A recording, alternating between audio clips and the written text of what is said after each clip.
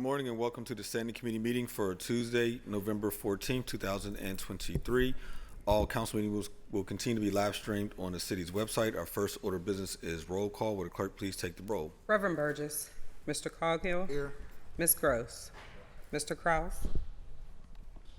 Here. Mrs. Cal Smith. Here. Ms. Strasburger. Here. Ms. Warwick. Mr. Wilson. Here. Mr. Lavelle, Chair. Here. 7 members present. Thank you. Our next order of business is public comment. I would like to remind all speakers of the rules of council state that comments are limited to matters of official action, deliberation, which are made before city council, and profanity is not permitted. After you are called, please restate your name, provide your neighborhood for the record. You will be given 3 minutes to speak. Our first registered speaker is Naomi Mullen.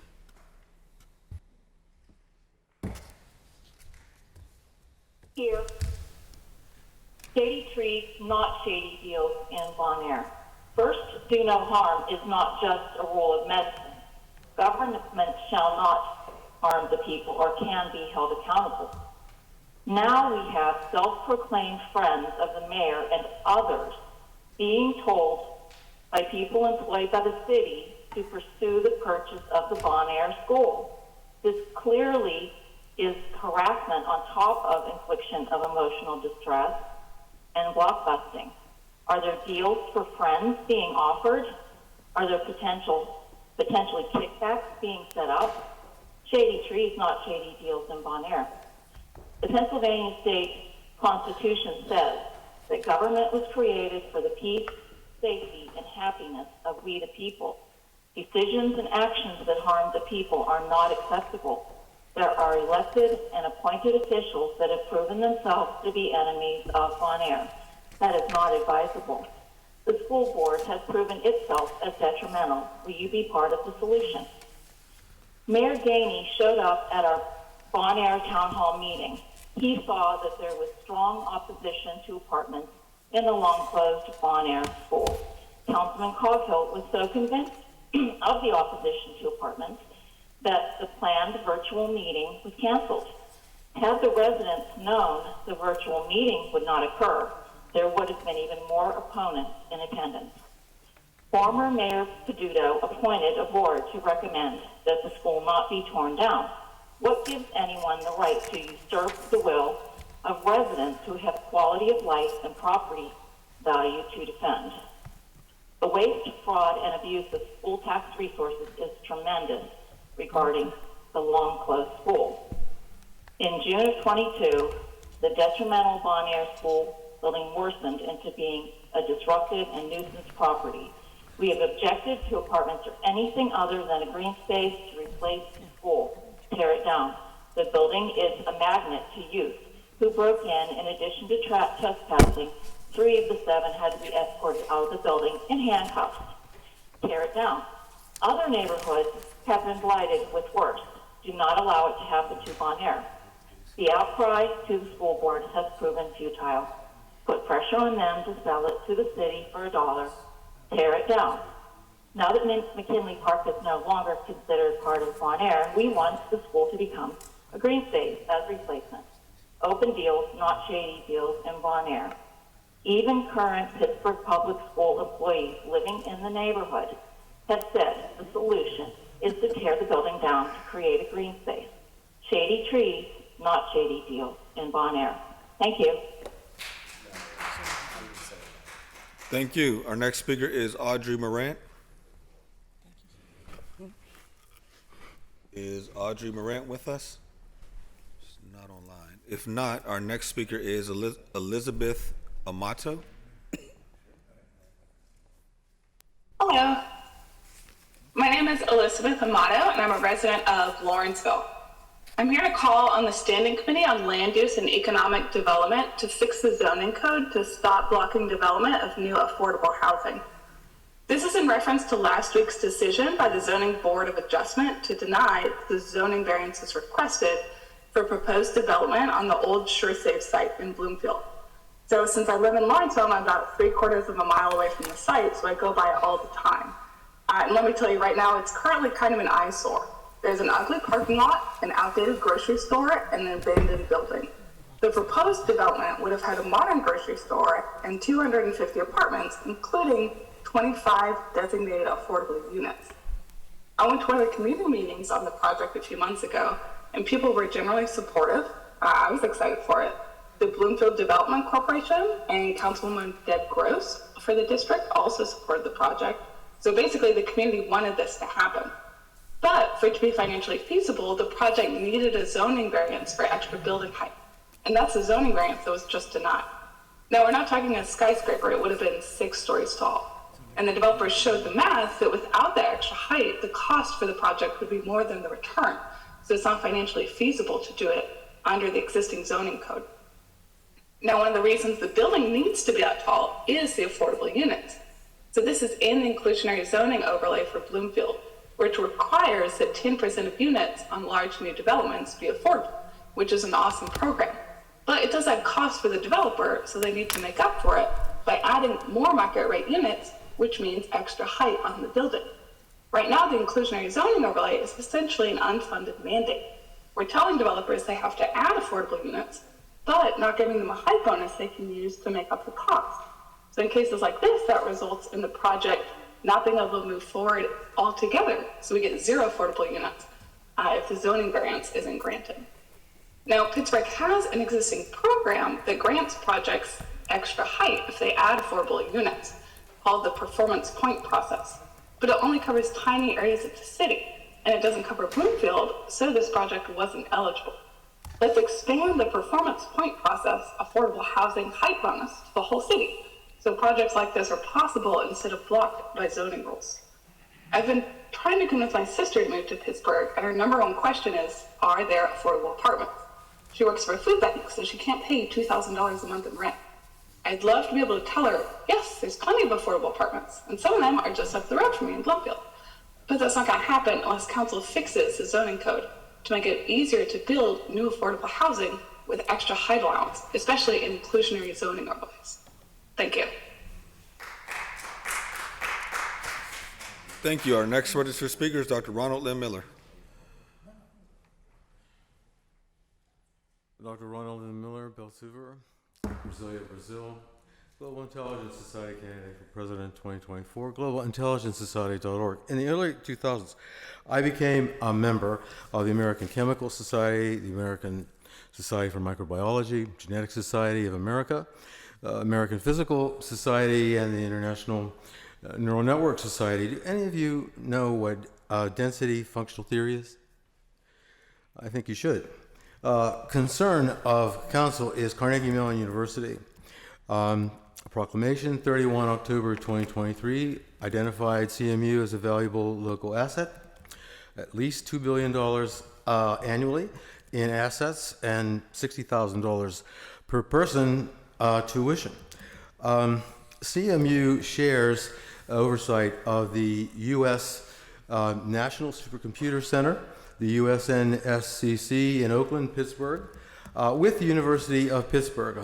Farnham Jahanian, CMU president, who was proclaimed here 31 October 2023 by the head of council, board member Cale Smith, to be a valuable local science leader asset. But he did not invite us citizens to visit the USNSCC, from which we citizens appear to get no discernible benefit, but by which, with the Oakland located U.S. Cyber Command, we Pittsburghers are a collective terrorist target. CMU contributes research expertise to gain-of-function biological genetic work at the Oakland Biological Safety Lab 3 and Virology Center under the non-biogen expert Jahanian, but this BG info intel seems to me to be a value of 0 because he didn't mention this and the potential threat of greater than 0.2 that there would be a BG leak out of these centers. Iranian Jahanian, a localist? Seriously? One time in 5 years? I've been here 600 times. CMU under IT, AI specialist, he's an expert, connected to the DHS, DOD, NSA, and Cisco as well, did not mention reports in Science, which I read, as many of you are aware, in this room and elsewhere, American Association for the Advancement of Science. These reports in there say the CMU is developing, enhancing AI agents so that they can be read as human beings in the international game of diplomacy. This is a major feat, but it does present a problem, doesn't it? I think, is it a treat that we have CMU or a threat to our local and national security?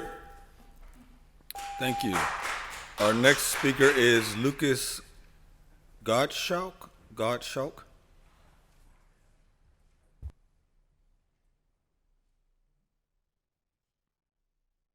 Yes, good morning, Council. My name is Lucas Gottschalk. I'm speaking as a resident of Highland Park, and I'm speaking as a member of the organization Pro Housing Pittsburgh. I'm appearing in front of you today to urge the reform of our city's zoning code, particularly in light of recent decisions that have killed plans that have provided housing for hundreds of families like my own. My family's own housing story mirrors the story of many who have arrived in the city. We were originally drawn in by Pittsburgh's wonderful higher education institutions, but found ourselves attracted to the rich and unique character of the city and decided to put down roots here. After renting for a few years, we began to search for a home we could stay in long term. While we do love the home we found, it's inescapable to me that our house was built for a different era. Despite most families these days having 1 or 2 children at most, a typical home in Highland Park often has 5, 6, 7, 8 or more bedrooms. We can celebrate the unique appearance of our neighborhood and its history, but I can't deny how oversized these houses are for what most people need. But we don't need to imagine a better alternative. My neighborhood is full of duplexes, triplexes, and small apartment buildings that are better sized and more affordable for most people. But the only problem is there simply isn't enough of them. We should be building more, but our neighborhood is the Swiss cheese of different zones, both of which outright deny our ability to build anything else besides these expensive single-family detached houses. Zoning laws that stop these better homes from being built are fundamentally about denying someone else's right to be my neighbor. We can dress it up in language about, air quotes, neighborhood character, but that's fundamentally what our zoning does. While my fellow members of Pro Housing Pittsburgh will rightfully focus on the death of larger projects like Sure Save, we also deliver 1,000 small cuts to housing affordability every day, simply by killing anything but the single-family home in most neighborhoods across our city. This is in direct contradiction, not only to our city's goals to ensure affordability, but even denies the right to build the city as it already exists. Along with expanding zoning to allow larger projects, we must also allow for a greater variety of homes in all of our neighborhoods citywide. Cities like Minneapolis and Milwaukee are beginning to act on this, and they're seeing real benefit. And it's time for us to do so as well. Thank you.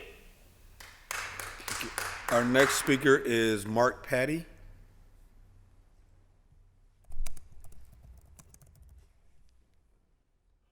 Hi there, can you hear me? Yes. Great. Well, thank you Council for giving me the opportunity to speak today. I'm Mark Patty, and I've lived in Lawrenceville for 8 years now, and I'm here to register my concern over housing affordability in Pittsburgh. And as everyone on Council is aware, rents in Pittsburgh have skyrocketed over the past decade, and I've become increasingly distressed watching many of my friends and coworkers struggle to remain in neighborhoods like mine, like Bloomfield, and like Garfield, as housing costs take bigger and bigger chunks out of their wages every year. And as I've read more of the academic literature on this subject over the past few years, it's also become increasingly apparent that these rising rents are being driven by an ever-tightening housing shortage.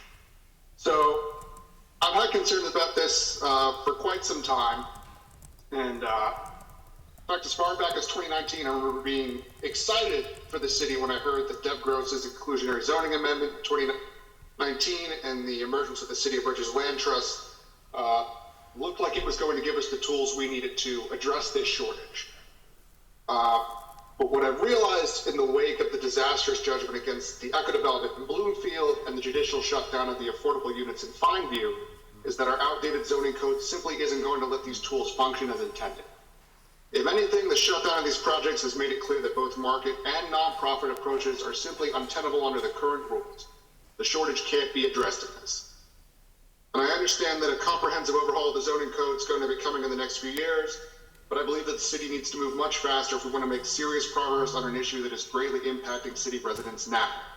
In the short term, council should take whatever legislative steps they might have at their disposal to get these projects approved.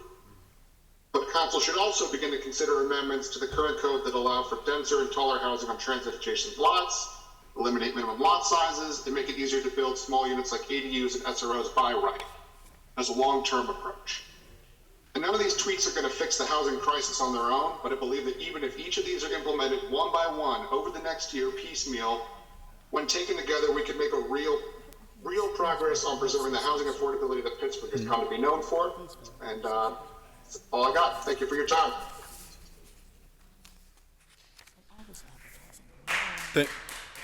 Our last registered speaker is Rachel Nunes.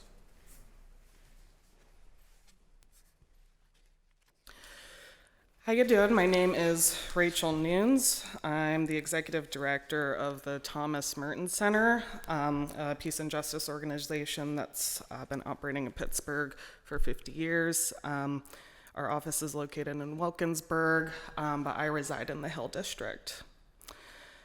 I'm here to speak about the clearing of the First Avenue houseless camp that took place last week, which was a hot mess.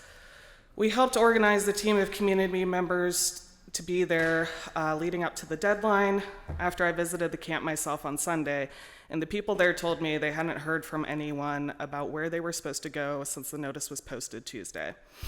It's clear to those of us on the ground that the city didn't provide adequate time for outreach workers and other city workers to plan for this clearing, let alone the 10 people who had been living in the camp for several months.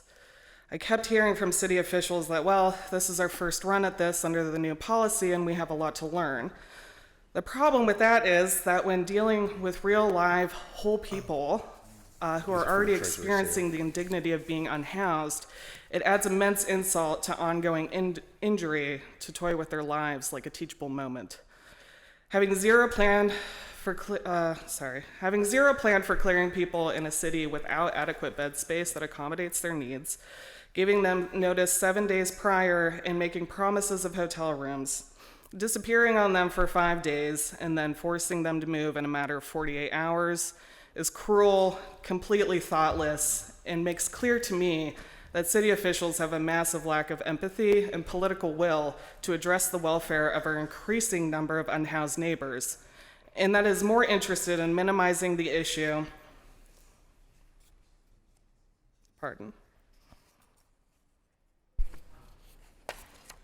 Minimizing the issue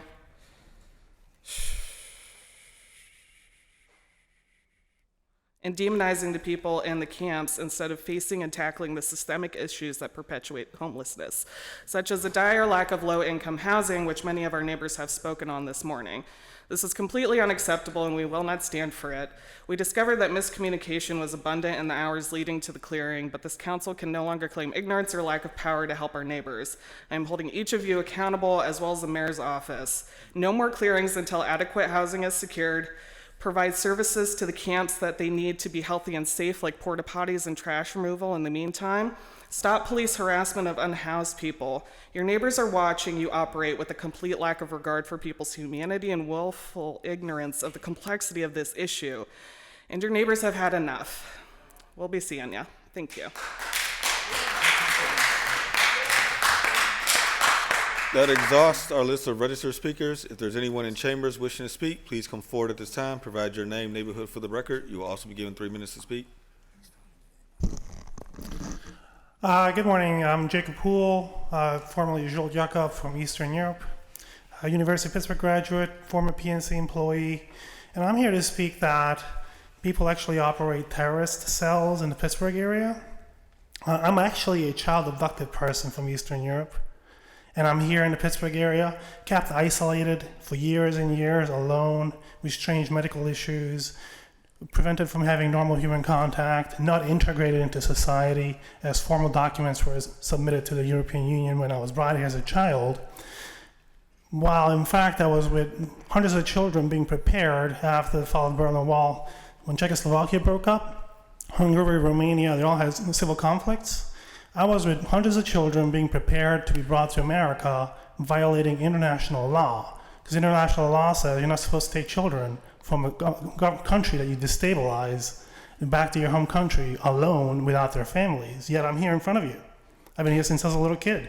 That's why I was in European police's custody when I was 10 years old, who marked my birth certificate with River Market, saying that I'm being child trafficked. I'm being literally taken by force from families in Eastern Europe out of a conflict zone, violating international law, to be brought here for exploitation, slavery.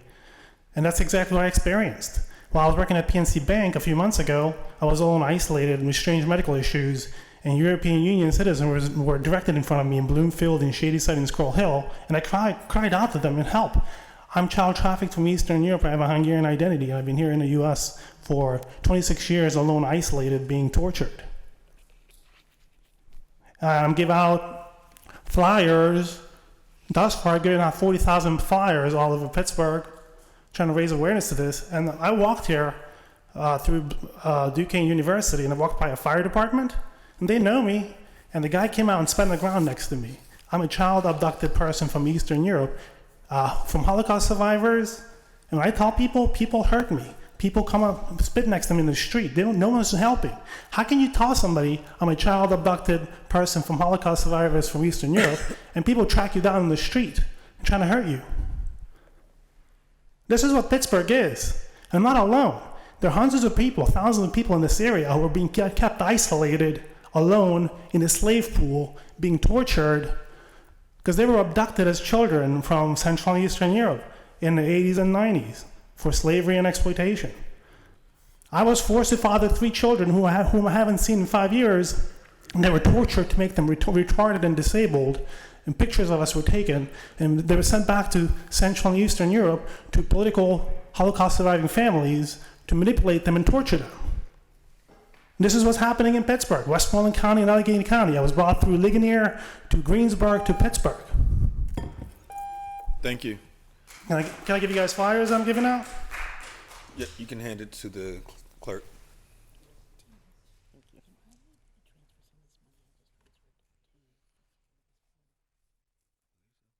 Next speaker, please.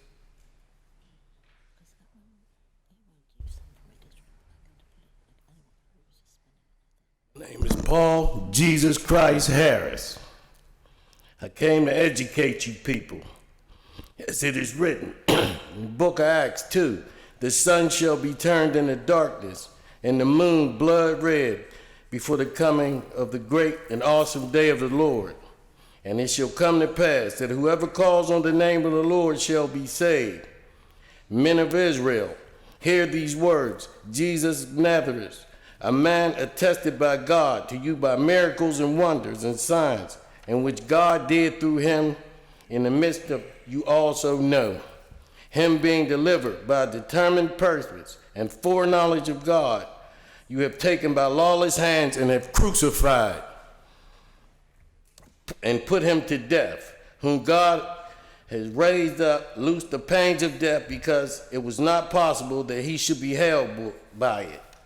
For David says concerning him, I foresaw the Lord always before my face. He is at my right hand, that I might not be shaken. Therefore my heart rejoiced and my tongue was glad. Moreover, my flesh will also rest in hope. For you will not leave my soul in Hades, nor will you allow your Holy One to see corruption. Now that pain in your leg, everybody's going to get it. So that's a reminder from Satan. That's what he gave me in my thigh. A reminder, let you know. Hell burns 24 hours a day, 365 years a day, 60 minutes a day. You're burning if you don't do the will of God. Amen. Next speaker, please.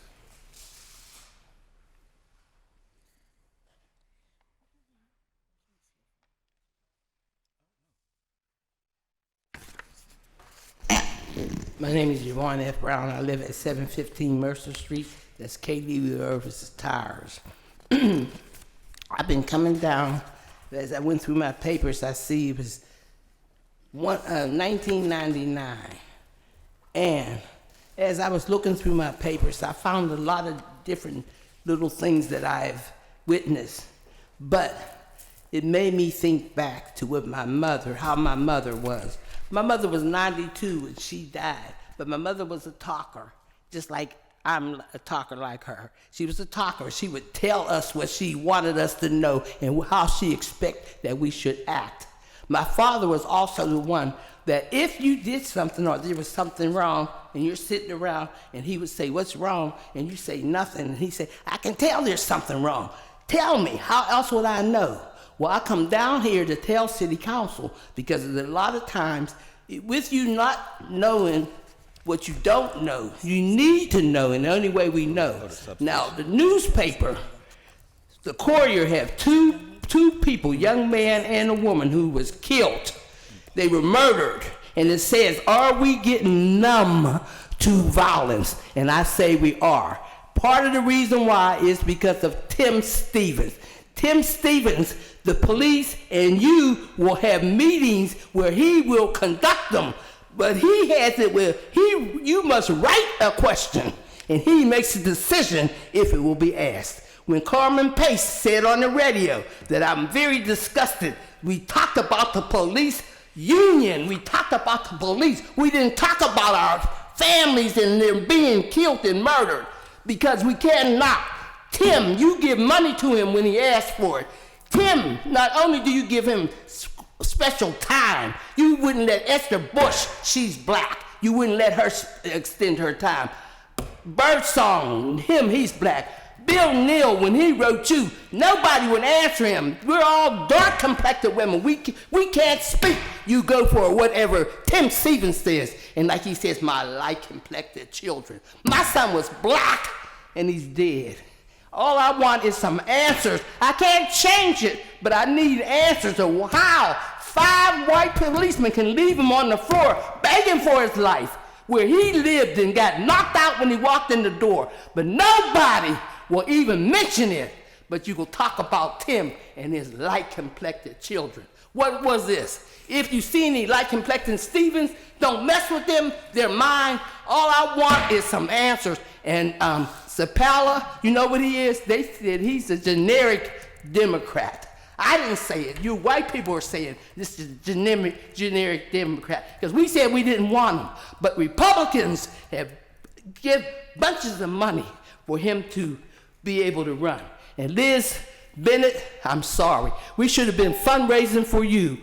Sorry. Thank you. Next speaker, please. Are there any further speakers? Hi, my name is Nick Dranick. I just have something brief to say. I'm here with Rachel, and I wanted to put an exclamation point on the clearing of First Avenue. I was down there the entire time. I just came out as a member of the community to help, and I would challenge everybody in council, anybody in a position of power, to actually go and talk to these people. When we sit here and talk about the homeless problem, the people in tents, we're dehumanizing them. These are individuals, they have complex problems and needs. These are members of the city of Pittsburgh, and as representatives of the city of Pittsburgh, we need to do a better job of taking care of the people who need the most help. Thank you. Thank you. Any further speakers? Any further speakers? Seeing none, that moves us on to our standing committee agenda. Our first committee of the day is Finance and Law, which is chaired by myself. Our first new paper is Bill 2123. Bill 2123, resolution authorizing the issuance of a warrant in favor of a single payment in 2023 to Sherry Klendel and David Klendel and their attorneys Meyer Dara in an amount not to exceed $25,000 in settlement of a case filed in the Allegheny County Court of Common Pleas. Is Councilman Cross on? No, he hung up. Then we don't have a quorum. 1, 2, 3, 4. Well, we have 2 in the hallway. Could you get people to come in? Well, no, you're good. We're good now. Erica's still online. Okay, sorry. Sorry. So we got a motion? To approve? Yes. Motion to approve. Any discussion? Seeing none, all those in favor say aye. Aye. Any opposed? Affirmative recommendation. Bill 2124. Bill 2124, resolution authorizing the issuance of a warrant in favor of a single payment in 2023 to Michael J. Weissmantle and his attorneys Woomer and Tallarico in an amount not to exceed $17,500 in settlement of a case filed in the Allegheny County Court of Common Pleas. Motion to approve? Second. Any discussion? Seeing none, all those in favor say aye. Aye. Any opposed? Affirmative recommendation. That takes us to Bill 2125. Bill 2125, resolution authorizing the mayor, director of public safety, director of finance, and director of public works on behalf of the city of Pittsburgh to enter into a lease agreement or agreements with PNC Financial Services Group, Inc. for providing a police substation at 439 Wood Street over a 5-year term beginning January 2024, with a total cost not to exceed $590,150 over 5 years. Motion to approve with discussion? Second. Discussion, Madam President? We have the director and the chief here for this bill. Do you want to come to the table?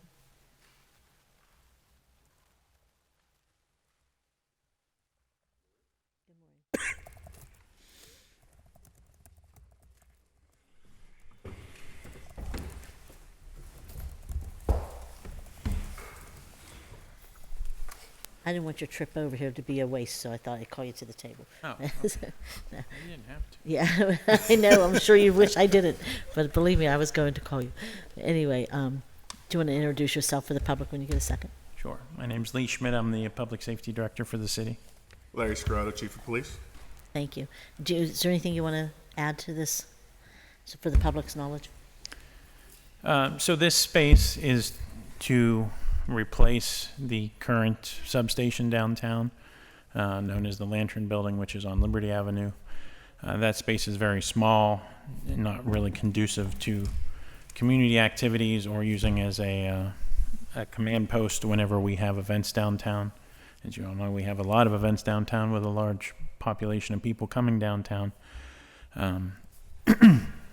We've had that building thanks to the Cultural Trust for a number of years now. We were looking at some options about renovating the Lantern Building, putting elevators to make it more accessible, that sort of thing, and that just wasn't feasible. So then PNC, who also owns the Lantern Building but has an agreement with the Cultural Trust, offered us a different space on Wood Street, which is much larger. It allows not only our police officers to be housed there, but we can have Reach Team there, the downtown public safety, or the downtown ambassadors that the PDP have will be co-located in the same building. It allows for space for our bicycles to have a garage for the bicycles for repairs, charging stations for the newer e-bikes, as well as more space for general meetings, public meetings, and then also command post space for during events. So, are there any changes from this station to the current station and number of officers? Will you increase them or decrease them, or stay the same? There'll be an increase. It'll have a total of 18 officers, sergeants included, and then the 19th will be a commander, will be a lieutenant. So there's a couple of things I'm going to ask you, and I really don't want to put you on the spot, but I do need to ask some of this stuff public. Where are those officers coming from? A majority of them are already there. There will be 2 more that are coming from different zones. They've requested to go there, so we've been able to fulfill that. Well, there's a lot of people making requests. They don't always get what they request, do they? We're able to fulfill what we believe is the need. Most of the personnel that's there increased from Zone 2's allotment of patrol officers. So they're still under Zone 2's command. So I'm going to be, one of my concerns is Zone 6 is losing almost half of their officers. And crime is increasing in our area. It's not decreasing. And so I'm concerned about the number of officers. I'm concerned about the small class sizes. I'm concerned about recruitment of officers. What are we doing to increase the officers? We you've had several times people come to this table and talk about the number of officers and where we hope to be, and we're nowhere near those numbers. In fact, we're lower. And so I overall have a concern because I'm afraid everything you do differently is affecting Zone 6 because it typically is a safe zone. But I want to keep it that way. And so, and same with Mount Washington and Duquesne Heights, they're safe neighborhoods, especially Duquesne Heights was one of the safest in the city. But I also see officers being pulled to the south side all the time. And I don't blame anyone for wanting them in their neighborhoods and in downtown. I understand that there's a need. But I think the number of officers that we don't have right now is really pulling people from other zones and causing other neighborhoods to suffer and to feel some of that. So I'm going to put that out there. I'm very concerned about that. And I know that you've been an advocate for this, Chief, so I do want to thank you for that. I know that you have been talking about the numbers and disagree with some of the numbers of the matrix study. So I want to thank you for that.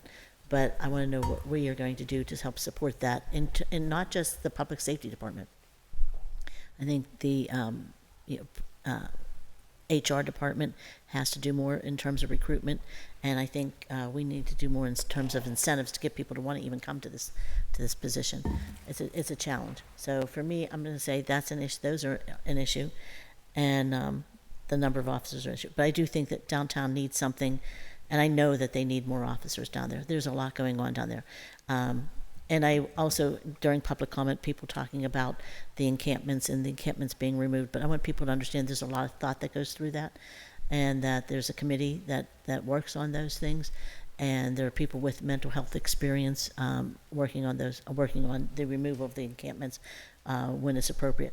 And anybody with any ounce of compassion doesn't want somebody to stay out on the street a minute longer just because they weren't there to help be a part of it. You want to make sure that they're getting the help that they need, period. Regardless of who's at the table. I really advocate all the time for people to be into housing, all the time. But I'm not going to worry that I'm not there and part of the meeting. It's not about me, it's about helping people. So I'm going to put that out there a little bit. But I do want to say that I'm glad that you're doing something here downtown, but I am concerned about the numbers. I am concerned about the officers.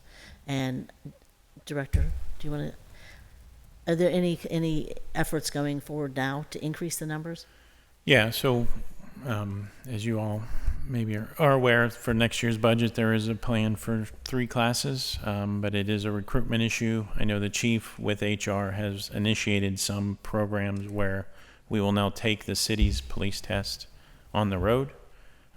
So we've already taken them to 3 different academies, IUP, IUP, we've gone to the county, we've gone to Beaver, so we have Butler, we have another one scheduled, I believe, up in Erie. So we're doing something rather unique that we've never done before, and that is allowing our civil service personnel, our recruiters, to go to these service academies with the goal of getting officers that we understand this staffing shortage, we understand how critical it is for our personnel, for their wellness, for our city's protection. But the training process is 9.5 months on top of 3.5 months of field training. So we're almost talking about a year from the time we hire you to the time that you're actually able to work by yourself. So going to these service academies and seeking to employ those that have already gone through the training then saves us 9 of those months, which then gets our officers out in the street much quicker than we would have otherwise. So if we have 3 classes next year where you really don't see that benefit until 2025. So looking to improve the process, the speed of it, and then outreach to a lot different audience than we've done in the past. So I'm just going to say I think I'm going to wait for the rest of my questioning during the budget hearing. But for now, my only concern with downtown is where are the officers coming from and how are you pulling from other zones. And Zone 6, which covers my district and Councilman Coghill's, which is the largest zone, I believe. It's the largest zone in the city. It actually has the least amount of officers. And it's getting to be, we're seeing an increase in crime, and we're seeing an increase in violent crimes in our area, that we haven't seen before. And so I just want to say, you can tell me whatever it is about the numbers, and you can manipulate the data any way you want. I'm out of the streets. I know what's happening. So I can see. So I'll just say that part. Thank you. But thank you for doing this for downtown. Thank you. I'm really going to have a conversation about how we're going to increase the officers. Thank you. Councilman Wilson. Thank you, Mr. Chair. Thanks for coming down and speaking about this. So can you speak to, I know you went over, some of the changes and what's going to take place in the building, but could you elaborate more? So there will be police in the building. There'll be can you go through all the different individuals so that'll be in the building? We'll occupy 3 levels of the building. The basement, which is where the bicycle unit and potentially some just general storage spaces for officers to work on their bikes, get charged, that sort of thing. The main floor, which is the ground level floor, will be the entrance. That'll be a very common area that we can use for community meetings, debriefs, that sort of thing. So every time there's an event downtown, we've currently been utilizing usually a hotel conference space or somewhere to bring everyone together to kind of go over the day's plan, each shift, essentially a roll call, but that also includes the reach team, Mad Dads, co-response, etc. that's down there. They're all going working to be together. involved in the roll call? So they're involved in a debrief, not necessarily the police Okay. roll call. I thought you said roll call. Well, so it's kind of a joint roll call. Yeah. The police have their own, but then these groups all come together and do it jointly. Everything's coordinated. It's not like Reach operates on its own and police operate on their own. They operate together. How often do you think the debriefs would happen? Well, so those are for events. Yeah, but right. So, in addition, like that's what I thought. this Saturday for Light Up But Night, in we'll addition have to that, I know people are concerned with different times downtown. Would there be, especially if we're going to have Reach and... Yeah, this will give, there'll also be, beyond just the big common area, like, again, it can be used for community meetings with downtown residents or business owners, but also there is some office space that can be used by the Reach folks, by Mad Dads, Cornell Jones, and those folks, all on the first floor. The second floor then will be completely police only, so that will be where their roll call room is, their report room, and then that's also where the command center will be able, it's a flex space essentially. Yeah. Would anyone from Reach have an office there? Not permanently. They would be able to use that space as a flex office space. What about, is there a potential for co-response people in the building as well? Yeah, if they would choose to go down there, they would be able to utilize that building. They currently are mostly just on the street all If day. the public walks in, are they able to speak with someone? Yeah, there'll be a desk there. We'll either have a community liaison or a police officer at that desk at all times. So just kind of like a zone. Right. Yeah, little precinct. Yep. So this space is much bigger, and the cost that we see here is this is the lease or this is the build out cost? It's both on that, Both on the this. legislation. I know we spoke about this, but it's. Are you sure? Because the 5, I thought there was a electronics cost, build out, and then there was the lease. So this is I'm looking at provides.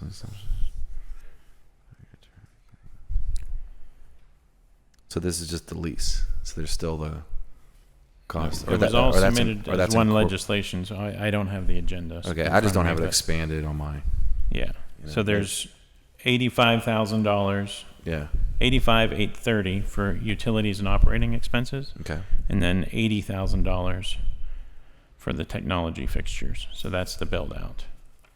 That's just one time. So both of them are roughly 170. Per 167 per year. Yeah. Then 165. That's only for 3 years, and then in 2027 and 2028, we'll only pay the lease because the technology would. And the lease is how much at that point? $85,830. 85. So once we're past the build out, it's 85,000. Yes. A year. Okay. All right. I think this is good. Well, I should say that I'm looking forward to the tour on Thursday to learn more. But so far, I like what I'm hearing. Thanks. Mm-hmm. Thank you, Councilman Coghill. Yep, thank you. Let me just start with, the last place was rent-free, right? We had that. We paid taxes and utilities. I want to say it was about 20,000 a year. So this place, we're paying how much per year for the lease? You said 167. Yeah, it's for the 80, build out and 85, 830. 85, 830. Say that again? $85,830 a Over year. 5 years. Each year. Oh, each year. For 5 years. For- The for build out's for only lease. for the first 3 years. The build out costs. That's 167. No, it's $80,000 per year for 3 years. I have the same concerns that Madam President has with, I know, as you know, Chief, I follow the retirements, I follow the men and women that we lose to other departments. I know we have 31 potential retirees probably going to retire at the end of the year, which will capsize what we lost last year, I believe, in police officers. We're gaining 20 or so. So my concern, and I have faith that you're going to make it work somehow, some way, with the dwindling numbers that we're going to be facing real soon. But my concern is, yeah, right, like Zone 6, where are we going to, first of all, is this new place downtown, is it going to require more officers? Are we going to put more officers there than we have downtown now? It'll have 4 more total officers. 4 more. But they're not coming. So I guess the context. So right now in 2024, Zone 6 is slated to have 57 officers, supervisors included. From 80 some. Currently, the real working number you have is 45, because that's with departures, resignations, a lot of that personnel came from that zone. It also bolstered the hilltop of Zone 3. So we didn't pull from other parts of the district, we pulled from the hills personnel. So there's a couple that left from Zone 3 that came over, but we also increased Zone 3's general staffing so that Mount Washington, Duquesne Heights has the personnel it's required to have. The true reality is that the allocation, most of the personnel came from the night shift, where our call volume isn't supportive of the amount of people we have working during those periods of time. More importantly, from 3 a.m. to 7. So where you'll see a tremendous increase in your personnel in Zone 6 during the working hours of 7 a.m. to midnight, or 7 a.m. to 2 in the morning, right? That's where our call volume, driven by data, says our personnel should be working. So we weren't taking people away where you're not going to see them. You're actually going to, I believe you'll see them much more than you have. I'm going to respond, so go ahead. I know, but that's okay. But so the concern was that Zone 2's allocation of personnel is rather consistent than what it was last year. It'll be in 24. There are just more personnel going from the hill down to the bottom, which generates a majority of that zone's call volume. And so in that, we meet the needs of what downtown demands from a personnel allocation standpoint. Yeah, I support a bigger presence downtown. I think that's a great idea. And, to have a space where we can have meetings and Cornell Jones can come in and, do his work there. I think that's a positive thing. Again, I worry about the numbers and I just can't help but to continually bring it up because we're headed for disaster, I feel. And I feel like this year we'll get through, but if we have 31 retire in December and we're getting 20 from our next graduating class, we're just not keeping up, and I don't know what we're going to do. I don't have the answers, and I think it's a difficult issue because recruitment. But yeah, so I worry about people from Zone 3 and Zone 6 that patrol my area being pulled into downtown when we have such dwindling numbers as it is. Who owns that building downtown? PNC. PNC owns it. Okay. Yeah. You want to give it to us for free? Both of the buildings. No, they weren't able to, unfortunately. Yeah, you would think that they would. I mean, it's just sitting there. well below market. Did we try? Did we try to get it for free? It's a state-of-the-art renovation for certain that I don't know if we would have been otherwise able to fund on our own. Okay, that's it for me. I continue to have the same concerns, and they're not going to go anywhere. And I commend you for the job you've done to cover the city of Pittsburgh up to this point. I do, but ultimately, we're going to be underwater. I feel concerned. Okay, thanks. Well, thank you, Councilwoman Gross. Thank you all. I also was interested in these dollar amounts for the lease. So all of our other zones, are there any other zones where we have to rent a facility? We own the facilities. Headquarters. Oh, good point. And that's a whopper. Yeah, and steam fitters, which is the special deployment division. Those are 2 locations we currently rent. It's really starting to add up. And, I'm thinking of buildings that the city sold off long before I ever got here, like the detective unit building in East Liberty. But we own buildings downtown as the city, right? So we own, or we had co-ownership. I think we've just maybe transferred our share to the URA of the Ross Street building, which I always forget the official name. It's like the Robbins building or something like that. 412 Boulevard of the Allies, certainly. Which was kind of a contentious purchase at luxury prices. And so could you just maybe recap that for me one more time? Kind of like, why are we leasing? How is this space chosen? And so... So we currently have the space in downtown known as the Lantern Building. It's a small, essentially 1 floor, a small mezzanine, and then another floor. I'm not sure the square footage, but it's pretty small. Just if everyone can visualize where he's referring to, it's sort of catty-corner from Hans Hall, and what is also sort of considered like the skinny building. And part of the reason we went there is because at the time they could never find a tenant to stay there because of how awkward the building was. But it's sort of right directly. Who's they? Who owns that building? PNC. Okay. So we not as far as the hotel. We've been Fairmont, but leasing from PNC for how many years now? This is our 6th year. Okay. And so now we're considering a lease at a different PNC facility. Have we approached other property owners? So PNC approached us on this. To build this out for us. We're paying significantly below cost. When we've looked at other places downtown, they're at least double per square foot. So you did look at other places downtown? We have looked, and we're And we're always looking at options. Lease is until such time we can figure out, as you know, until 412 is done, Ross Street building is occupied. 200 Ross is no longer, my understanding, is no longer a sustainable or feasible building to be in. That's why we vacated that space. Again, some of this is more than on public safety, but my understanding, those are the spaces we're looking at. Now, in the future, if there are buildings we own downtown, we can always look at that as an option. But right now, the Lantern Building has shown that there is a good desire and need for a substation for police to be downtown, so they have the presence. And this is an additional stopgap, at least for the next 5 years for that.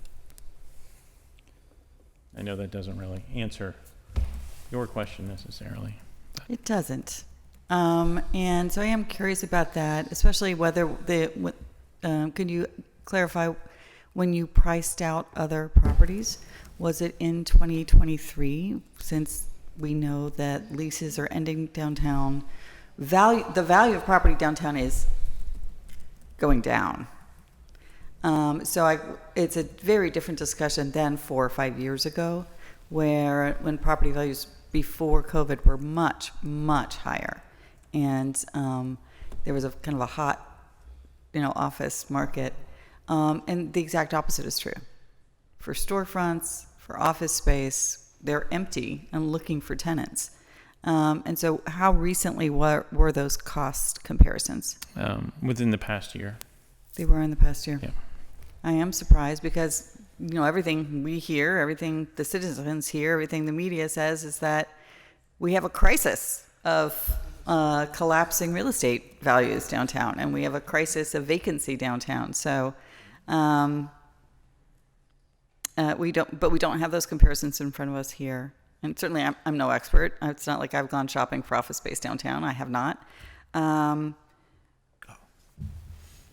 But I don't, in general, not about this specific substation, but in general, I think it's unfortunate for us to be leasing out property, for years from private property holders when we do own a significant amount of property around the city, and we should. You know, that's kind of the cost effectiveness of having a city treasury and people paying property taxes in it, is that so we can get a long-term savings by investing in shared public facilities. So this it's not a brand new problem, but it just kind of adds to my discomfort with the fact that we don't have well-located public facilities. We should. So I'm just going to chew on this one. Thank you. Thank you. Before going on to the second round, I'm very supportive. When we 6 years ago now, maybe went into the Lantern Building, we had a lot of hope, and there had been an outcry of please help us get police presence in downtown Pittsburgh because of Zone 2, as you know, goes from the Hill all the way into Lawrenceville, right? And so we had a lot of hope and thought this was going to be wonderful, and it was good, but we quickly learned that this wasn't totally suitable for what we were actually trying to achieve downtown. It wasn't the most welcoming place for people to even come in off the street. And so police quickly realized that they needed a better location.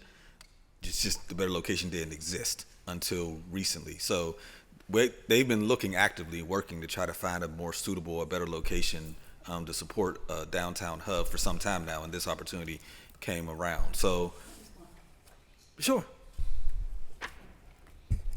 And substations are actually great ideas, right? I had one in my district before I was on council. There was a substation in Highland Park. It was a very different time in Highland Park. And we know that they really can help in being there, just the presence, the relationship building. It's not just response time, so that's great. I also think, being in a half-populated city, that even in the last 10 years has seen significant amount of shift. We had to redistrict because there's more population in some places and more population in some places and less population in other places, that maybe our current facilities aren't in the optimal locations for optimizing response time. That's absolutely a fair and rightful discussion for us to be having.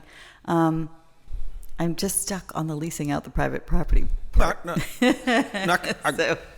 I concede that point, that if the city owned property in better locations, then yes, could we better utilize our own? I'm not conceding that point. I'm simply acknowledging the effort has been there for a very long time. It's also probably worth noting the officers, the additional 2 that will be leaving Zone 2 to work out of this facility.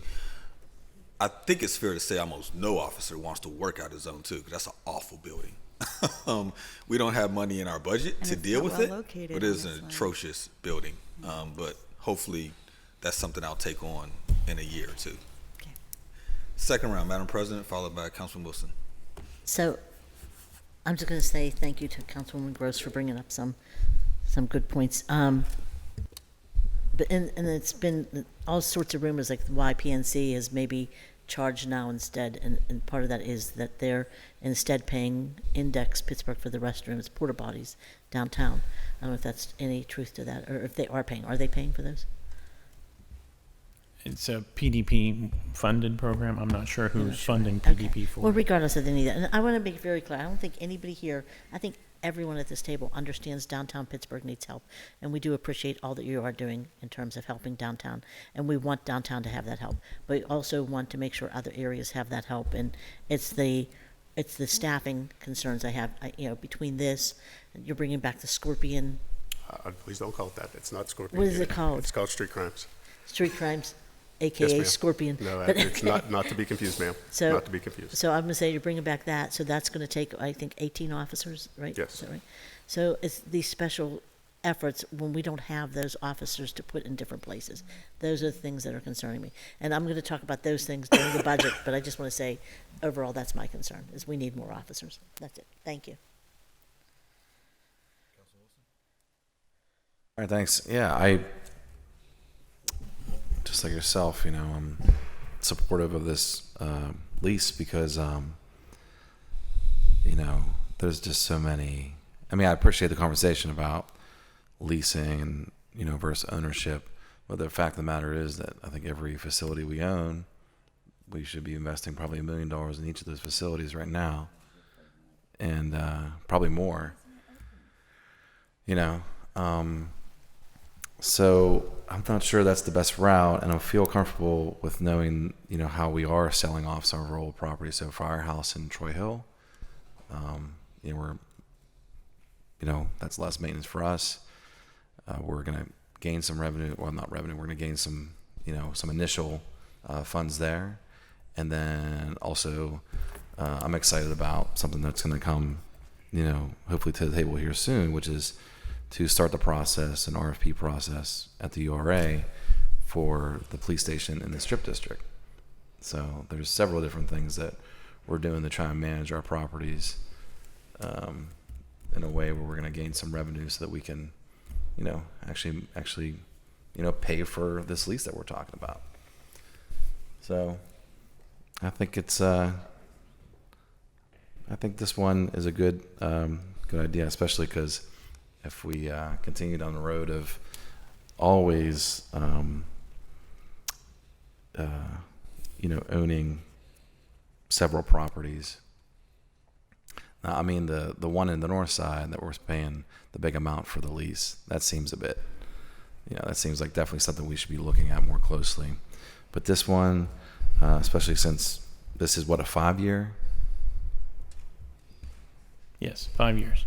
Yeah, so for 5 years, we get to understand the reality of having a fully operating substation in downtown Pittsburgh.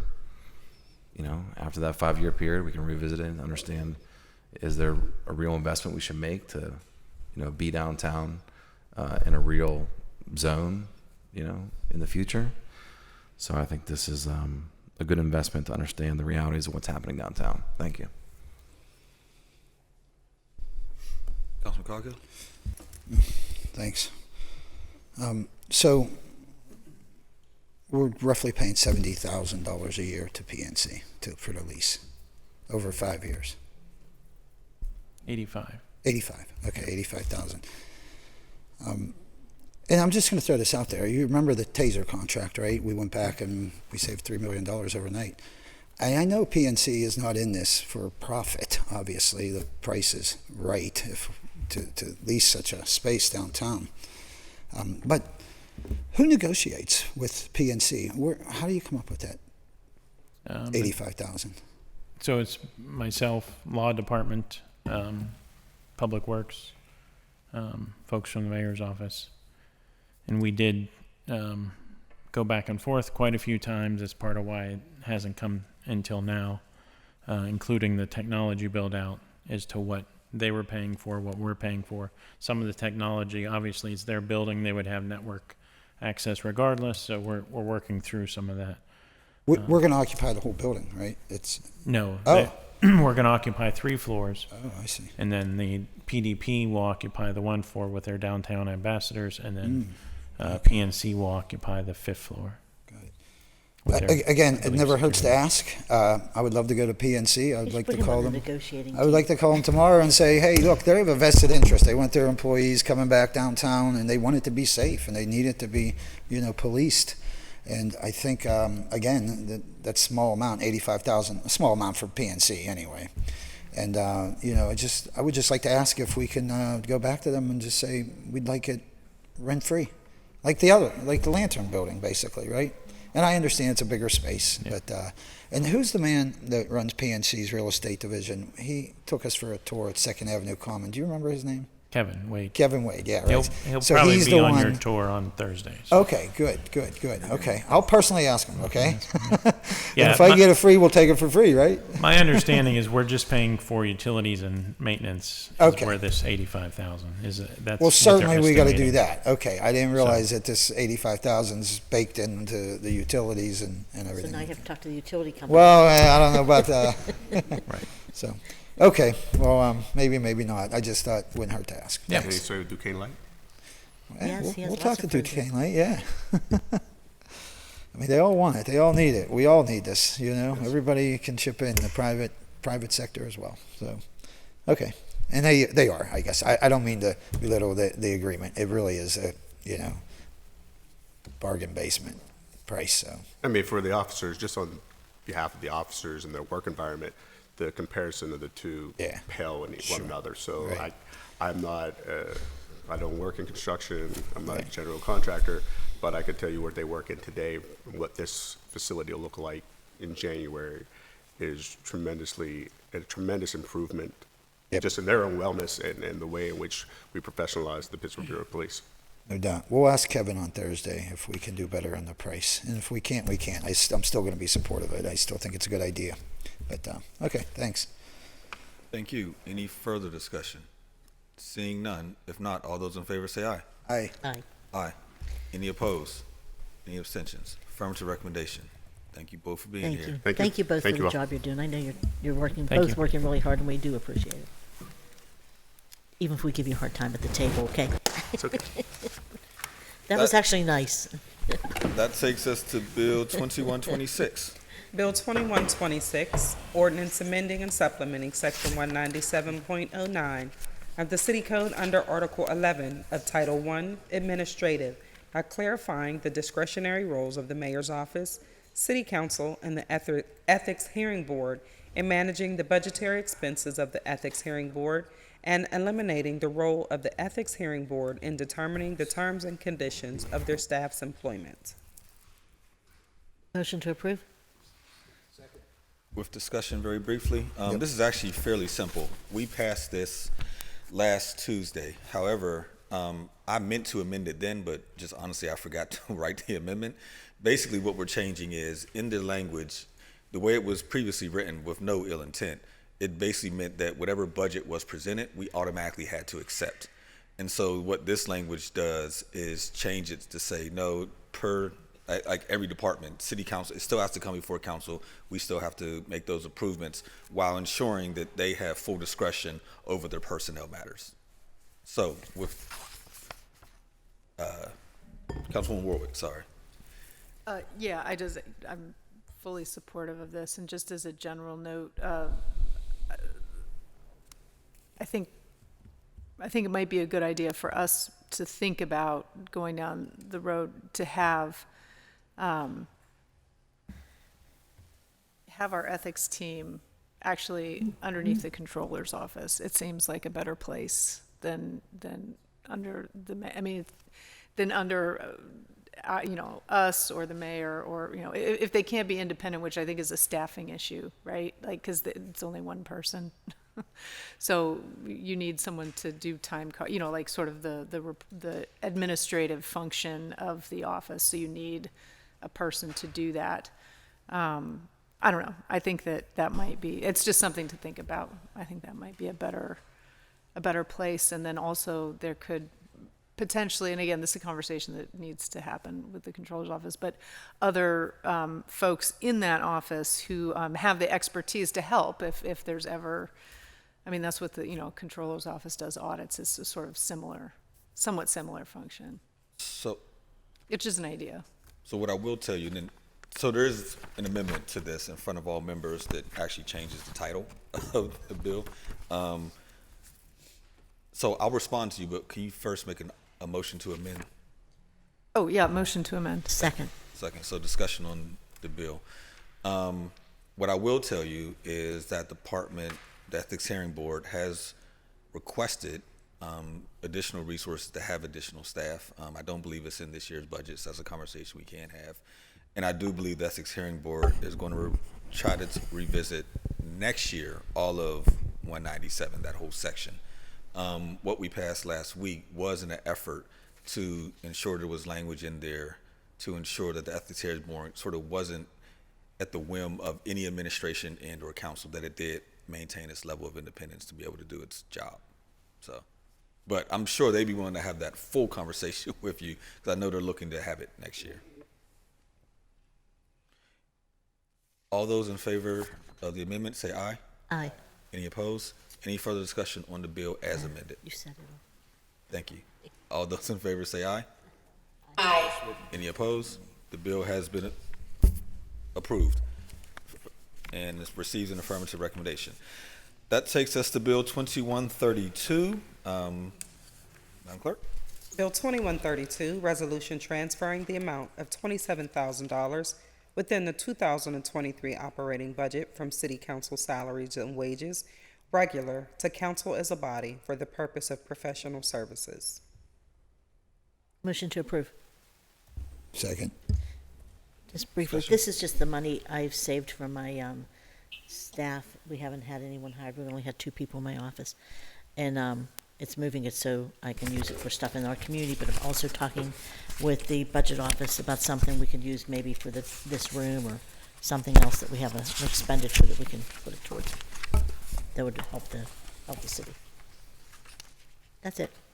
Any further discussion? Seeing none, all those in favor say aye. Aye. Aye. Any opposed? Affirmative recommendation. Need a motion to approve the invoices. So moved. Second. Discussion? Seeing none, all those in favor say aye. Aye. Any opposed? Invoices are approved. Need a motion to approve the intradepartmental transfers. So moved. Second. Any discussion? Seeing none, all those in favor say aye. Aye. Any opposed? Transfers are approved and need a motion to approve the P cards. So moved. Second. Any discussion? Seeing none, all those in favor say aye. Aye. Any opposed? P cards are approved. And that takes us to Public Works and Infrastructure Committee, which is chaired by Councilman Kraus. We have one new paper, Bill 2120. Bill 2120, resolution authorizing the Director of the Department of Finance on behalf of the City of Pittsburgh to execute necessary documents for the transmission of a drainage easement, temporary construction easement, and utility easement to the Pennsylvania Department of Transportation over certain parcels in the 14th Ward in lieu of eminent domain in order to facilitate advancement of PennDOT's commercial street bridge replacement project at no cost to the city. Motion. Who's the? Wonder whose committee this is. That's Councilman Kraus. He's not with us. Motion to approve, did you say that? Yeah. Second. Second. Any discussion? Seeing none, all those in favor say aye. Aye. Any opposed? Affirmative recommendation. Bill 2121.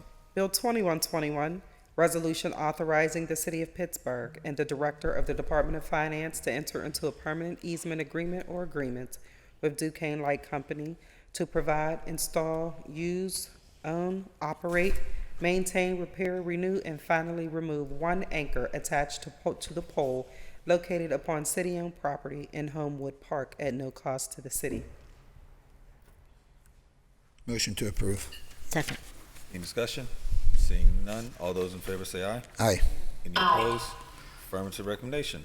That moves us to Land Use and Economic Development Committee, chaired by Councilman Wilson. One deferred paper, Bill 2084. Bill 2084, resolution authorizing the mayor and the director of the Office of Management and Budget to enter into an agreement or agreements with various community-based organizations for the implementation of the 2023 Neighborhood Economic Development Program and to provide for the payment of the cost thereof not to exceed $500,000. Motion to hold 1 week. Second. All those in favor say aye. Aye. Any opposed? Bill will be held 1 week. That now moves us to, oh no, we have new papers under Councilman Wilson. Sorry. Bill 2128. Bill 2128, resolution authorizing the mayor's office to enter into a 1-year mini reimbursement agreement for the 2023 Love Your Block program at a cost not to exceed $20,000. Motion to approve. Second. Any discussion? Councilwoman Gross. I just wanted to say how much I love the Love Your Rock program. Do we still have that for next year? Love it. Love it. Love the Love Your I love this program.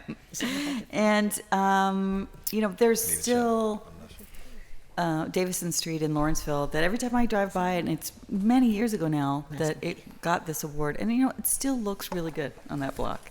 And I think that it's the kind of thing that sometimes we debate about whether we should be doing grants to community groups and what is our role, and but this is an example of one that we do really well, and maybe we should do more of it, and something to consider in the future because it's made an impactful difference on some streets in the city. So again, I know sometimes we feel, there's like a pendulum swing at the council table sometimes. We love grants, we hate grants. Are we doing grants? Are we not doing grants?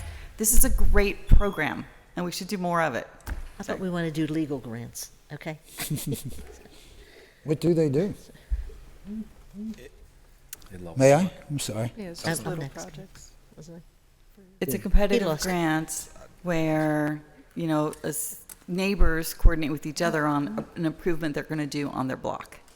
And we used to get, I think, involve Home Depot. I don't know that that's still a part. So they get the supplies and they get their kind of vision funded at a very small level. But it's, again, makes an impactful visual difference. And like so many of the other grant programs we have, actually involves neighbors kind of self-organizing. And I always love to see that. So. Thank you, Madam President. Thank you. I'll just say that I actually love this program too. And it's not that I like grants, but this is more that we're actually beautifying the neighborhood. It's benefiting the community. And I'll say that's how Ebony Lunsford got her, Farmer Girl Eb, is how she got her start. Is I gave her a lot that a developer gave us to use for the community. She sold her produce there. But then when Christy Porter came by, from Joey Porter and Christy Porter, they bought some buildings in Sheridan. When she came by and saw her there, she asked if she could provide food for 400. She didn't have land to do that. So we found vacant, abandoned Love Your Blocks projects, lots, there were, I think 2 or 3 of them, and fixed them up, and that's how she started more of her urban gardening.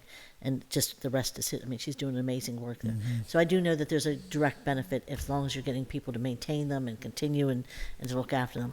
But I want to make sure that this is in the budget for next year too, because I'm not sure it is. Is it? Okay, I just checked. It is in the budget, so that's good. But I do think it's a worthwhile program, and I love doing stuff like this. But it's also similar to what Kevin Quigley had, the Green Up program, where they actually bought you the plants and everything, the mulch. This everything. is not like the one in Lawrence wasn't a green space. It wasn't wasn't? a garden. No, Love Your Block is like you can even do the houses, right? And so this is like townhouses, but they did like matching window boxes and flower so we did different boxes. with And those. so they just cleaned up the facades of the houses, and it looks lovely. So for us, our Love Your Block was the lot ones, the ones with the lots. That's what we did. That's what Ebony did. It's versatile. Yeah. Love your lot. But I do want to say Kevin Quigley had a Green Up program that was amazing. It was probably the best they've ever had in the city. And it was where they just came and helped people and got stuff for free. All sorts of stuff. It was great. And it really greened up the city. So it's just not here anymore. Any further discussion? Seeing none, all those in favor say aye. Aye. Any opposed? Luke had it. Affirmative recommendation. Bill 2129. Bill 2129, resolution providing for an agreement or agreements with the Urban League of Pittsburgh for the implementation, administration of the Housing Counseling Program and related costs not to exceed $100,000. Motion to approve discussion. Second. Discussion, Councilman? Is this anyone is here Love Your to Block, speak not to the Love Your program? Lot. No. All right, I'll follow up. I just didn't know if this was, I know the administration is working on something. I didn't know if that was it, but I think this is I think this is an annual thing that we do. What's that? Is it with the Housing Opportunity Fund? No, this is, I don't have it open fully, but I have the title. So I think it's something we annually fund, but I'm going to follow up before final vote. I don't have any questions. Thanks. Further discussion? If not, all those in favor say aye. Aye. Any opposed? Affirmative recommendation. Bill 2130. Bill 2130, resolution further amending resolution number 886 of 2021, effective December 27, 2021, as amended, entitled Resolution Adopting and Approving the 2022 Capital Budget and the 2022 Community Development Block Grant Program and the 2022 through 2027 Capital Improvement Program, so as to grant $25,000 to Brashear Association and authorize a subsequent agreement. Motion to approve? Second. Is it your committee, Bob? Yeah. I'm sorry. Sorry. I apologize. Any discussion? Seeing none, all those in favor say aye. Can I just say, I want to congratulate Councilman Kraus for working on this and getting this money to them. Any opposed? Sorry. Affirmative recommendation. Bill 2131. Bill 2131, resolution further amending resolution number 840 of 2019, effective January 1, 2020, as amended, entitled Resolution Adopting and Approving the 2020 Capital Budget and the 2020 Community Development Block Grant Program, approving the 2020 through 2025 Capital Improvement Program, by reducing City View Church by $2,500 and increasing St. Michael's Food Bank by $2,500 and authorize subsequent agreements. Motion to approve. Second. Any discussion? Seeing none, all those in favor say aye. Aye. Aye. Any opposed? Affirmative recommendation. Bill 2136. Bill 2136, resolution authorizing the acceptance of a quitclaim deed conveying all right, title, and interest in 5033 Electric Street and dedicating said property as part of the Hazelwood Greenway. Motion to approve. Second. Any discussion? Seeing none, all those in favor say aye. Aye. Your district. Any opposed? Affirmative recommendation. That takes us to Recreation, Youth, and Senior Services Committee, chaired by Councilwoman Strasburger. We have one new paper, Bill 2133. Bill 2133, resolution authorizing naming the unnamed pavilion in West End Park to the Steve Beshenik Pavilion. Motion to hold for a public hearing. Second. All those in favor say aye. Aye. Aye. Any opposed? Bill will be held for a cablecast public hearing. Thank you. That takes us to... Mr. Chair, Yes. may I register aye votes for all remaining bills? Yes, ma'am. Thank you very much. That takes us to Intergovernmental and Educational Affairs Committee, chaired by Councilwoman Gross. One deferred paper, Bill 2061. Bill 2061, resolution requesting the approval of an intermunicipal transfer of a liquor license from the Wilbar Inc., located at 3058 Washington Pike, Bridgeville, PA, to the applicant, Games and Axes, LLC, located at 2010 Josephine Street, pursuant to amended Pennsylvania Liquor Code. Motion to approve? Second. Is Councilman Kraus supportive? Yes. I did speak with him. He's Okay, just supportive make sure. of voting this today. He said he may have conditions that he'll attach to the bill next week. Okay, good. Okay, just want to make sure. Thank you. That takes us to our new papers, Bill 2118. You say aye? We didn't vote. Oh, I'm sorry. I started talking. So all those in favor say aye. Aye. Any opposed? Affirmative recommendation. Bill Bill 2118. Sorry. Bill 2118, resolution adopting plan revision to the City of Pittsburgh's official sewage facilities plan for Rhythm Square at 2239 Center Avenue at no cost to the city. Motion to approve? Second. Any discussion? Seeing none, all those in favor say aye. Aye. Any opposed? Affirmative recommendation. Bill 2119. Bill 2119, resolution adopting plan revision to the City of Pittsburgh's official sewage facilities plan for 1106 Reedsdale Street, 21st Ward, City of Pittsburgh, at no cost to the city. Motion to approve? Second. Discussion? Seeing none, all those in favor say aye. Aye. Any opposed? Affirmative recommendation. And finally, Bill 2127. Bill 2127, resolution authorizing the mayor and the director of the Department of Innovation and Performance on behalf of the City of Pittsburgh to enter into an agreement or agreements or amendments thereto with Risk Factor LLC for a subscription to Risk Factor First Street Foundation database for all data and hazard layers for all perils and all parcels in the City of Pittsburgh, enabling support of city departments in planning for weather-related hazards at a cost not to exceed $20,000 over 1 year. Motion to approve with brief discussion. Second. I don't have a briefing on this, so I do think we have members of the administration in the audience to speak to it. Would you like to come up to the table and let us know a little bit about this? I'm always very excited when I see anything that's about real estate parcels. So I'm really curious about it.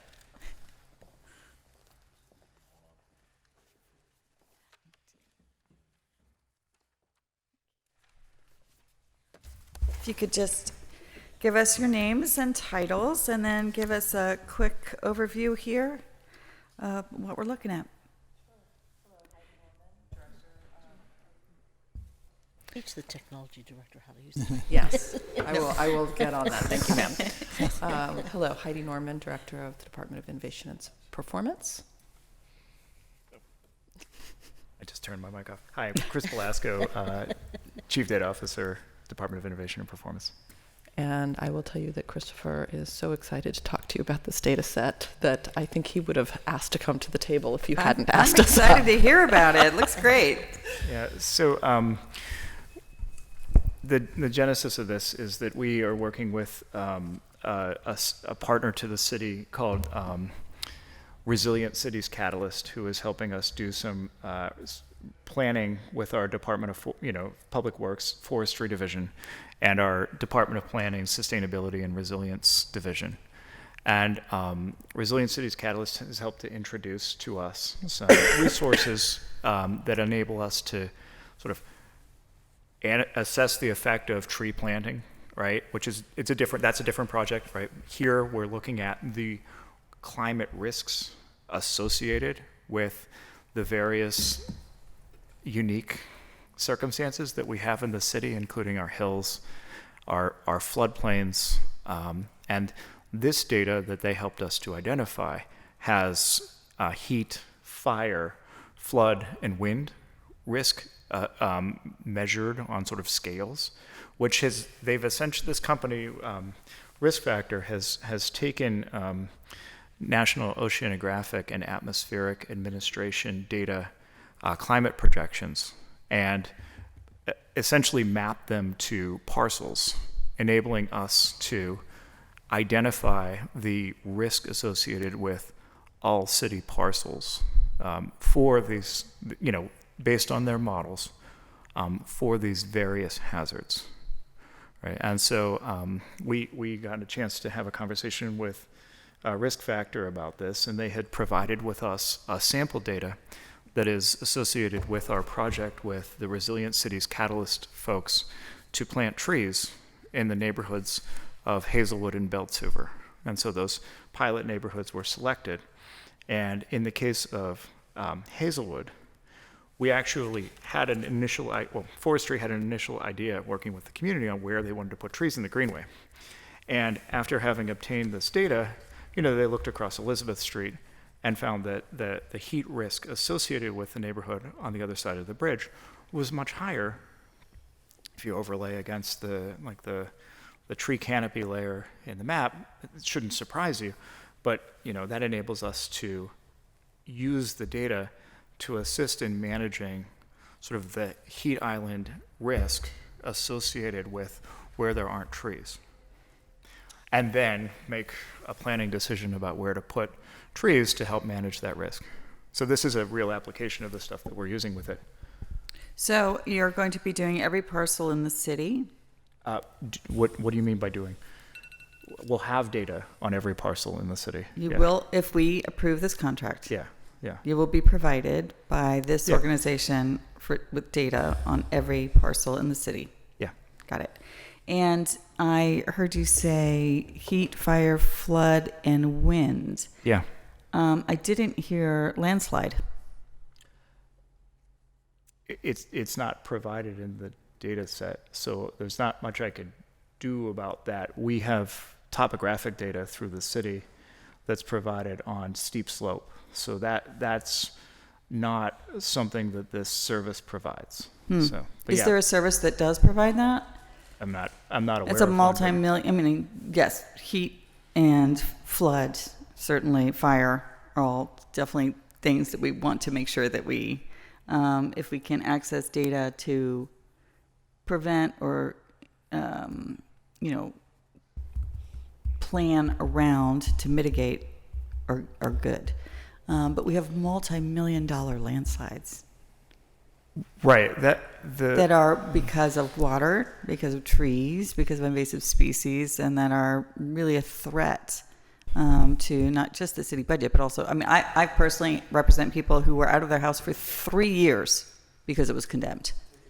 And it was a significant cost of pain and trouble, but also dollars to all of the houses that surrounded that site, right? So, and we didn't do that retaining wall because it was just not city property in between the residents uphill and the residents downhill. And so Director Costa said, absolutely, Chief Costa wouldn't pay for it, wouldn't do it. We didn't participate in solving the problem there. And so, because there was no city property in between.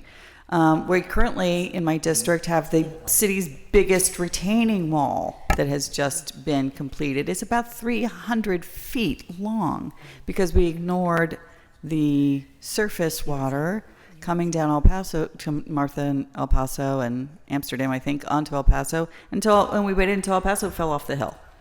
And then we had to replace it. So It seems like this is very relevant data, but they're only looking at the flooding that occurs at the bottom and not landslide risk. Is that what I'm understanding? The landslide risk is not part of a data set that they offer. This is from the... It is a climate adaptation problem, right? Correct. If we all are predicting that we're going to have, in Pittsburgh, really, really more intense rainfall. Right. Again, we've talked about this before, but many of us represent very, very hilly districts with lots of hills and lots of landslides.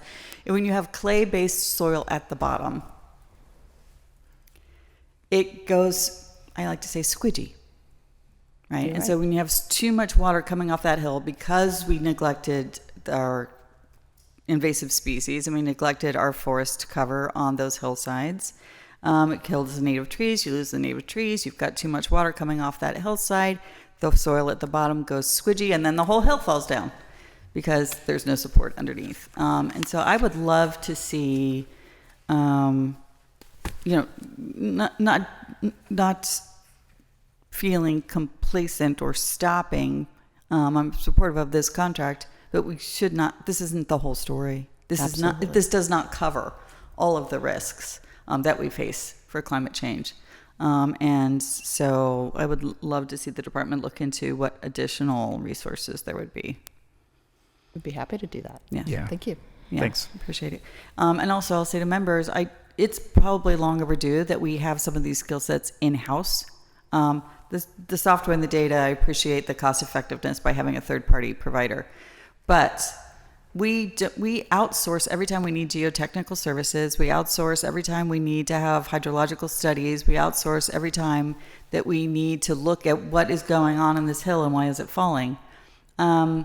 It's about time to bring it in-house, right? We've had that discussion in previous budget seasons and we didn't move forward with it.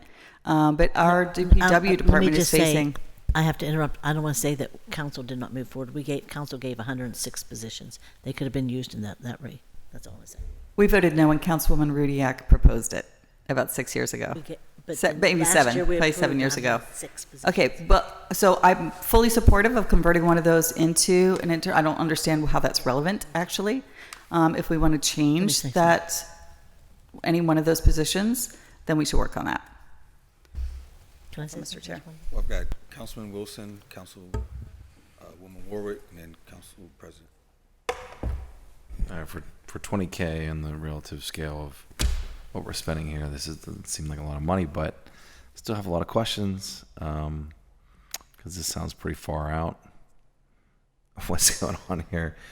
I'm just trying to understand. Heat, fire, Flood and wind. Flood and wind.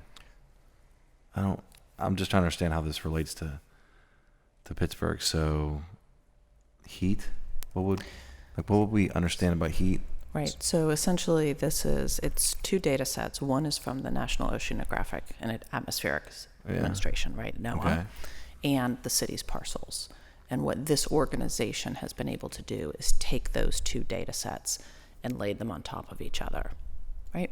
So one of what Chris was talking about earlier, one of the projects that the Forestry Division and DPW and the City Planning Division of Sustainability have been working on is tree cover and the mitigation of heat in various areas of the city. This allows us to understand neighborhood by neighborhood, parcel by parcel, if the city is going to be planting trees, where are the most effective places for us to be planting those trees? So if you're looking at the heat index, for example. That's what I'm wondering. So the heat, it's going to say it's hotter on this piece of property versus the Correct. other one. Yeah, this is what it looks so like. then we're going to plant trees here. So it's going to set up a strategy on where So- we're going to plant trees. So for each one of these, I'm curious to know what the action is, I guess. So heat is trees. Yeah, I mean, it could be a variety. Like I want to of understand things. what Yeah, we're yeah. getting into here. We're going to get this data, and then Right. then what? Yeah. We're gonna look at it. But we're really. It sounds like you all want to do something. Forestry wants to do something. This must be part of the climate action plan. Correct. Okay. So heat, trees. What's the next one? Flood. Fire. trees. Fire was the next one. Wind. Heat, Wait, fire, wait, flood. Heat, For- fire, flood, and wind. So for fire, it would show us that it's more likely to catch on fire, the parcel? Sure. What they've done is, using their climate projections and information that they've been able to compile from other sources about the characteristics of our buildings. They've been able to assign things like a scale that says how combustible is the roof here, or how combustible are the built materials, right, that make up this building. And so, wow, our friends from public safety were just outside, and we haven't really had a chance to have a conversation about this because we recognize the use and value that it can bring to our planning and forestry departments, and that was our initial conversation. Okay. And that we also recognize that our trained professionals know a lot about our local environment and work in our neighborhoods a lot. We'd be happy to bring this kind of data and enable them to, look at anything that they would like to look at with this systematically to better manage our risks associated so the with fire. Yeah. One example is we would change the material on the roof. Or better know when there's a risky material associated with a structure fire. If the building catches on fire. Yeah. And this would be our buildings? It's every built. Like even houses? Yeah. Yeah, but if it's not our building, I guess I'm just trying to understand. Like, so we are creating the data set. The data set's already been created. We're essentially purchasing access to the data in order to help our colleagues in other departments predict climate change impacts across the city. That can be applied in any number of ways. One of the data sets that is not offered is landslide risk, right? So that's something that we need to look into. Who has that kind of data, if it exists, or is that something we need to create in-house, right? But in this situation, the data set already exists, and so we can offer this as additional information for those folks making decisions about where are we going to allocate assets that the city is investing in, which might include, for example, public safety and understanding where are the high risks in a given neighborhood for fire based on this data, the two data sets coming together between parcels and the atmospheric climate change data. Okay, thanks. And then the next one would be, So say, flood. heat, fire, flood. Yeah. So, we have both, to Councilwoman Gross's point, the ability to know where the floodplains are, and this does additionally include sort of the FEMA flood zone characteristics. It also does identify, ravines and places where water drainage can occur that would create risk to residents in floods in that way. Yeah, right. And so those are different places where infrastructure can be needed to do that, including trees, right? Because trees absorb water. And then wind. Sorry, I don't want to take up too much time. No, Councilman. So I wind, could talk about this all what day. about wind? I don't know if everybody else could. I know. I hear the passion. That's what I'm saying. This is pretty far out. You're probably So really I think that getting into it on your computer when you're But the wind is a pretty interesting one too, because as the world heats up, right? So the effects of our storms become a little bit more intense. And as a Bloomfield resident, I can tell when our trees in Friendship Park get blown over, for example, right, and things like that. But this contains a rating based on sort of the building's characteristics, and a separate rating for things blowing into the building, right, for each parcel, right, and so those are based on the building's characteristics that they've been the service has been able to obtain. And pulled together into one data place. Yeah. Can we share this with Duquesne Light? Or is there some?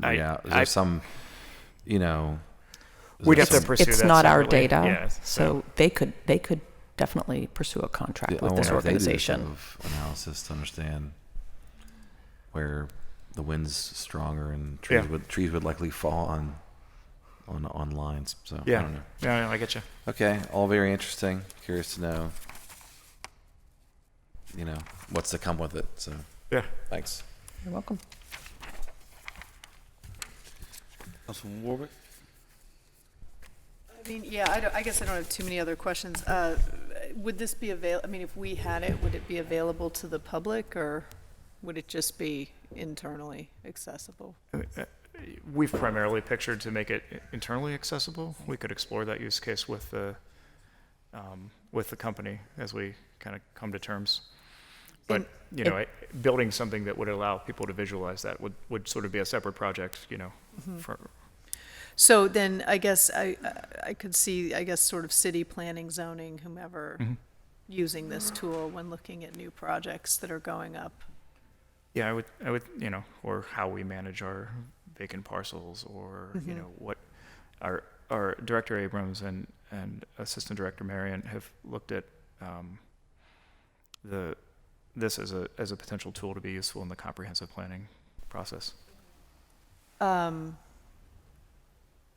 Just to go back to the flood, just so I'm clear on the flooding piece, it shows flood zones and also like sort of ravine areas that could collect water, whether it's like a flood zone on the riverbank or whatever or not. Yeah. Okay.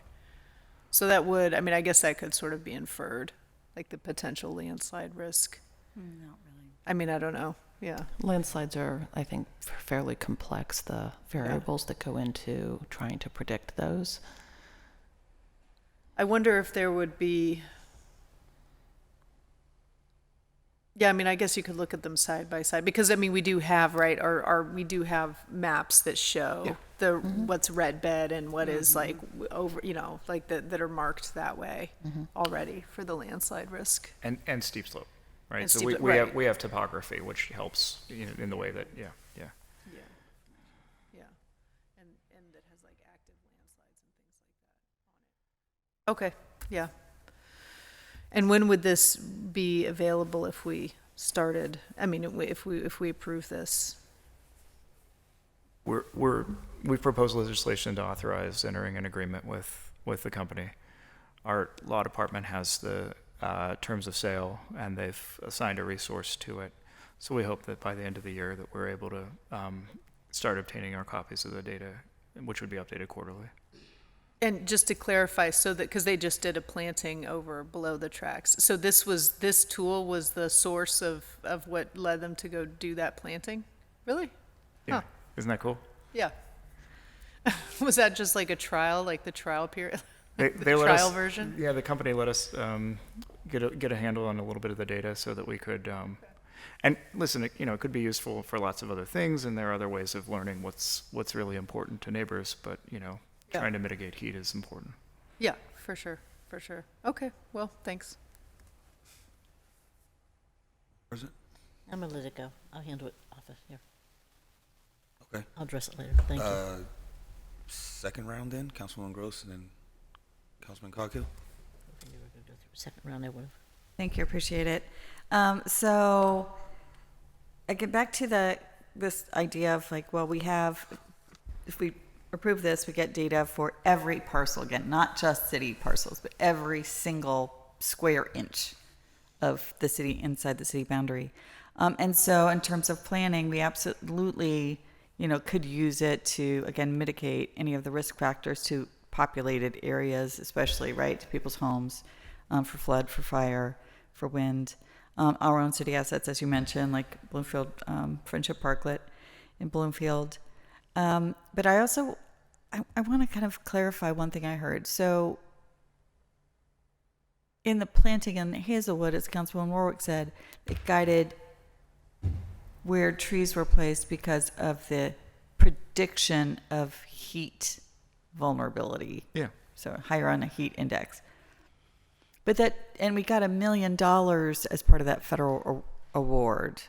That was a $14 million federal award to plant trees in the region. I think we, as the city, our forestry department has 1 million of that. I don't know what their budget is. I'm not sure to say that.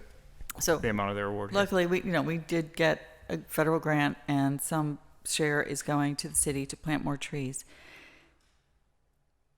Is fire or heat, is the heat index what is going to guide the placement and only the heat index map? Okay. I just wanted to, I'm just extrapolating out, and I wanted to make sure that I didn't really think we should do that. So I'm glad that we're not doing that. No, but it's just provides us an interesting and very useful supplement to people making decisions and doing so with communities.